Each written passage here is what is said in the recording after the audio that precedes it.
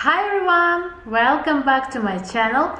In today's video I decided to talk a little bit more about the Pachira Aquatica or money tree, because after my previous video about plant haul, the plants that I've bought recently, I've received many questions about can I talk a little bit more in details about this money tree. I don't know why. Maybe you decided to have the same tree in your home and you think it would bring some money to your home.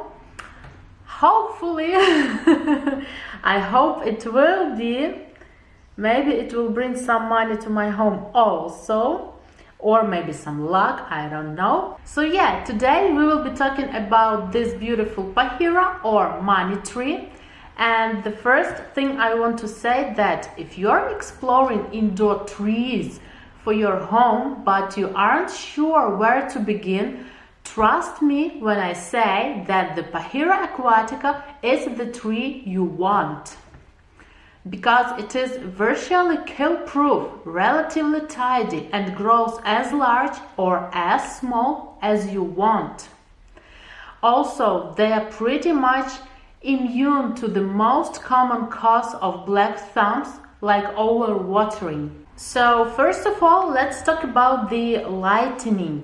Well, actually, Pachira grown outdoors prefers full sun to part shade and will even grow in completely shade also. Keep an indoor plant where it will get bright light for most but not all of the day. Rotate an indoor plant by a 1/4 turn once a week to keep it balanced and to avoid the leaves reaching for the light from only one side. What about fertilization? How and when do you need to fertilize your money tree?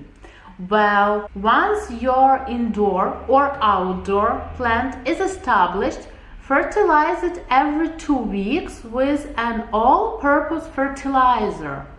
Fertilize only during the spring and summer growing period and at half the dosage of the fertilizer label, and stop feeding during the fall and winter. What about watering? When should I water my money tree? Well, actually, this type of tree loves moisture, but never allow it to stand in a soggy soil. Therefore, keeping it in a planter with good drainage is essential. These plants like a moderately humid room and deep but infrequent watering. Water the plants until the water runs from the drainage holes and then let them dry out between watering. Now let's talk about repotting and pruning, because as I said, Pachira can be as tall as you want and as small as you want. So when should you prune your plant and when should you transplant your plant? Prune outdoor Pachira to remove dead branches or control the plant's size by cutting off 1 or 2 of the oldest and tallest stems. In the fall, of course. An indoor plant may need repotting every 3 years or so if it has outgrown its pot. Do this in the spring when the plant will spring back with the new growth. Also, try not to move the plant around a lot. Money tree plants dislike being moved and respond by dropping leaves. Also, don't forget to avoid your Pachira plant from drafts areas.